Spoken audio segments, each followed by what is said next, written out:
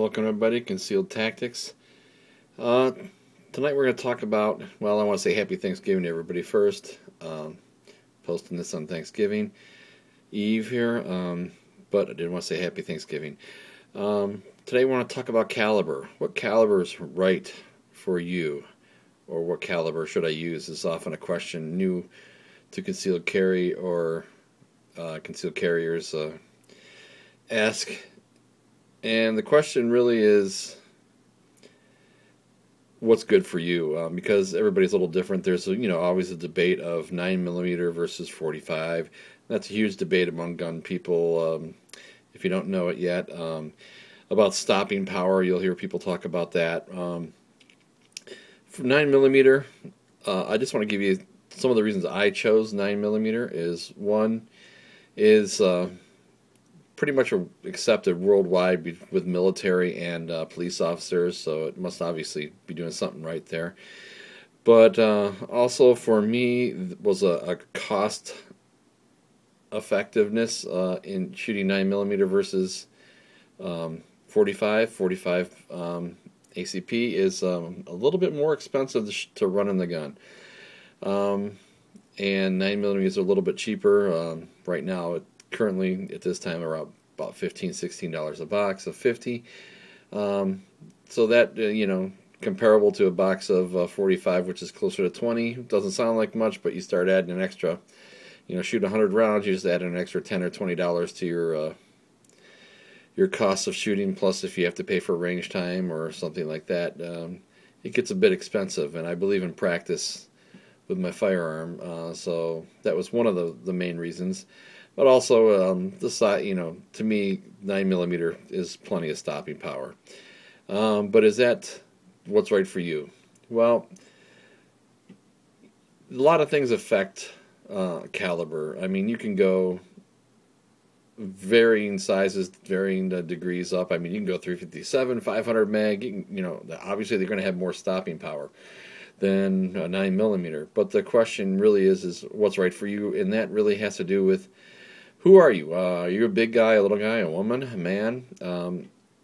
Women may not be as comfortable shooting a 45. The type of gun will affect the recoil. If you're shooting a revolver versus a semi-automatic, that's going to affect the recoil. They're going to affect everything that you shoot with. So the caliber is really is really up to you, what you're comfortable with, what type of gun you're shooting. Nothing wrong with a 38. It was used by the police for years, for many years. How are you going to carry? Are you going to carry a big gun, a little gun? Are you going to carry in your purse? Are you going to carry in your pocket? Caliber is really not the subject here. It's how you're going to carry and what you're going to carry. Really, anything will do as long as you are consistent with in your practice, your shot placement, and you have a good self-defense ammo. The point of this really is, it doesn't really matter what caliber you're having, as long as you carry your weapon with you.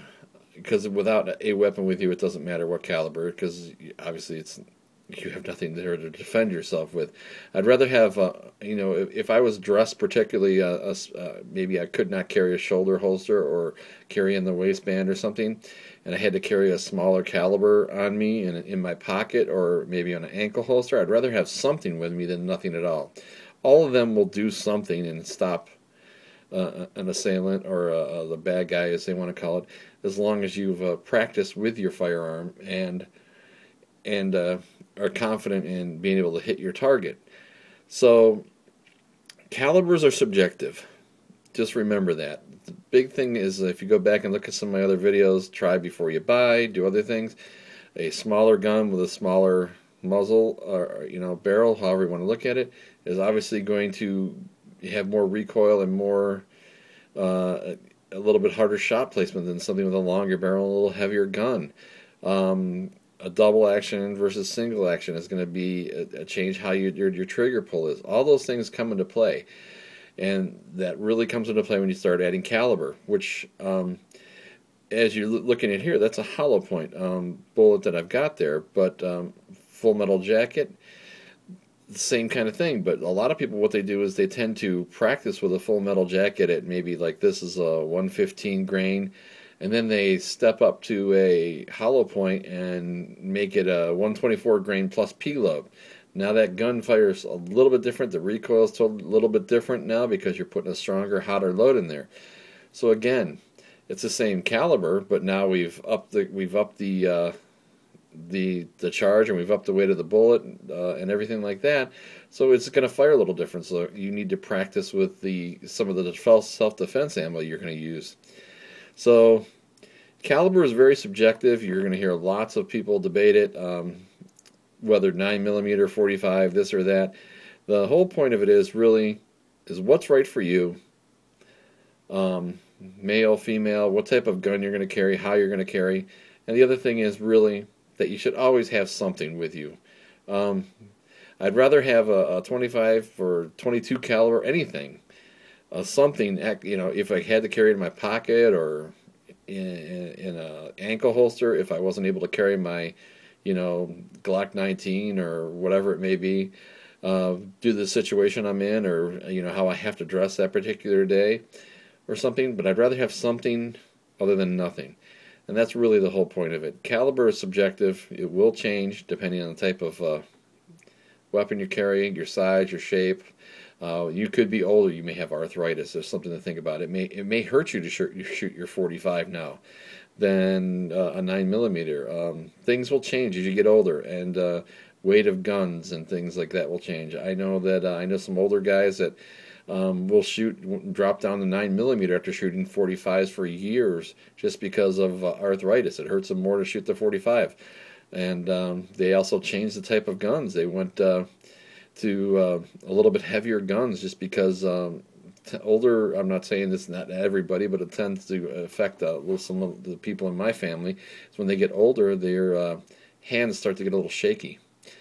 And the weight of the heavier gun stops some of that shaking, helps some of their shot placement. These are all things that are going to affect and change as you use your weapon or how you carry your weapon. So, what caliber is right for you? It's something to think about, something to explore before you either go buy your gun, or if you are shooting already, you may change as time goes on. All right, well, that's just another little thought that I had on calibers. I hope you guys have a good Thanksgiving. Concealed Tactics out.